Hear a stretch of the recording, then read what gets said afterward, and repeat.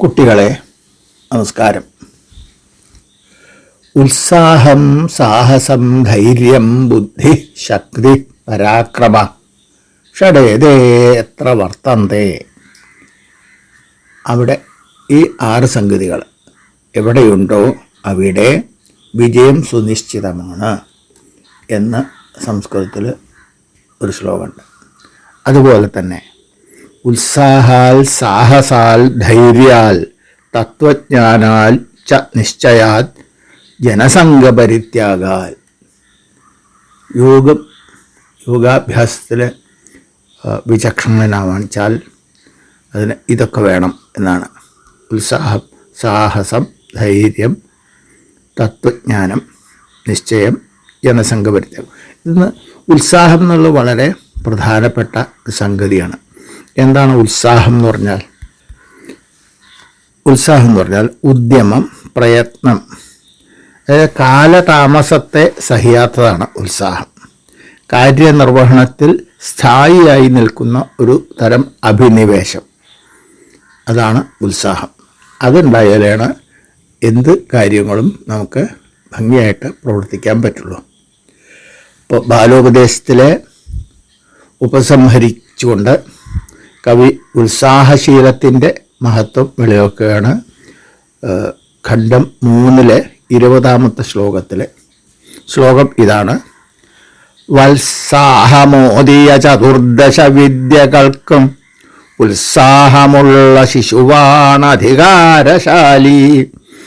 നിസ്സാരമായ നിജഭാഷ പഠിക്കൂടി ദുസ്സാധമാണലസനം എന്തഥ ശാസ്ത്രപാഠം.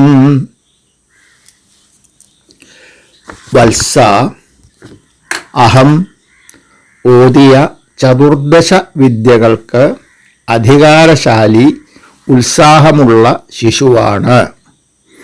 അലസന് നിസ്സാരമായ നിജഭാഷ പഠിക്കൂടി ദുസ്സാധമാണ്. അഥ ശാസ്ത്രപാഠം എന്ത് എന്നാണ് ഇതിൻ്റെ അന്വയം വരിക. വത്സ എന്നുള്ളത് സംബോധന. കുട്ടികളെ വിളിച്ചുകൊണ്ട് അല്ലയോ കുട്ടി എന്ന്, പ്രിയപ്പെട്ടവനെ എന്ന് വിളിച്ചുകൊണ്ടാണ് വാത്സല്യപൂർവ്വം കുട്ടികളെ സംബോധന ചെയ്യുന്നതാണിത്. എന്നിട്ട് പറയാണ് അഹം, അതായത് ഞാൻ, ഓതിയ പറഞ്ഞിട്ടുള്ള, വിവരിച്ചു കഴിഞ്ഞ ചതുർദശ, ചതു എന്ന് പറഞ്ഞാൽ 4, ദശ എന്ന് പറഞ്ഞാൽ 10, അപ്പോൾ ചതുർദശ എന്ന് പറഞ്ഞാൽ 14 വിദ്യകൾ. ഏതൊക്കെയാണ് 14 വിദ്യകൾ നേരത്തെ പറഞ്ഞതാണ്. ഓത്ത് 4, 6 ശാസ്ത്രവും, പിന്നെ ധർമ്മശാസ്ത്രം, പുരാണം, ദ്വിജകർമ്മശാസ്ത്രം, കീർത്തിപ്പടം, ന്യായമഹാഗമം. ഇതൊക്കെ നമ്മൾ നേരത്തെ കേട്ടതാണ്. അതിന് അധികാരശാലിയായിട്ടുള്ളത്, അധികാരശാലി, ശാലി എന്ന പദാന്ത്യത്തിൽ ഉപയോഗിച്ചാൽ ഉള്ള എന്ന് അർത്ഥം.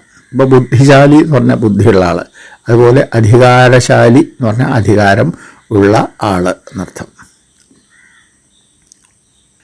അതായത് ഈ ശാസ്ത്രം പഠിക്കാൻ ഉത്സാഹമുള്ള കുട്ടികൾക്കാണ് അത് അധികാരമുള്ളൂ. അവർക്കേ ശാസ്ത്രം പഠിക്കൂ എന്ന് ചുരുക്കം. ഉത്സാഹം ഇല്ലാങ്കലത്തെ കഥ എന്താണ്? ഉത്സാഹം ഇല്ലെങ്കിൽ ആണ് ആരാ? അലസനായിട്ടിരിക്കുന്ന ആൾ, മടി പിടിച്ചിരിക്കുന്ന ആൾ. നിസ്സാരമായ നിജഭാഷ പഠിക്കൂടി ദുസ്സാധം ആണ് അലസന് എന്ന് പറയും. അലസന്, ഉത്സാഹം ഇല്ലാത്ത, മടി പിടിച്ചിരിക്കുന്ന ആൾക്ക് നിജഭാഷ, അവനവൻ്റെ സ്വന്തം മാതൃഭാഷ, അത് നിത്യപരിചയമുള്ളതാണ്, നിത്യം കേൾക്കണതാണ്. കുട്ടിക്കാലം മുതൽക്ക് തന്നെ കേട്ട് ഉപയോഗിച്ചും തഴക്കമുള്ള ഭാഷയാണ്. അത് പഠിക്കുക കൂടി അലസനായുള്ള ആൾക്കാർക്ക് പറ്റില്ല എന്നർത്ഥം. അപ്പോൾ പിന്നെ എന്തഥ ശാസ്ത്രപാഠം. പിന്നെ ശാസ്ത്രം പഠിക്കുക എന്നുള്ളത് ഈ അലസനെ സംബന്ധിച്ചിടത്തോളം ഒട്ടും നടക്കാത്ത സംഗതിയാണ്. അപ്പം അങ്ങനെ അലസനായിട്ടിരിക്കരുത്, ഉത്സാഹം ഉണ്ടാവണം. ഉത്സാഹം ഉണ്ടെങ്കിലേ നടക്കുള്ളൂ.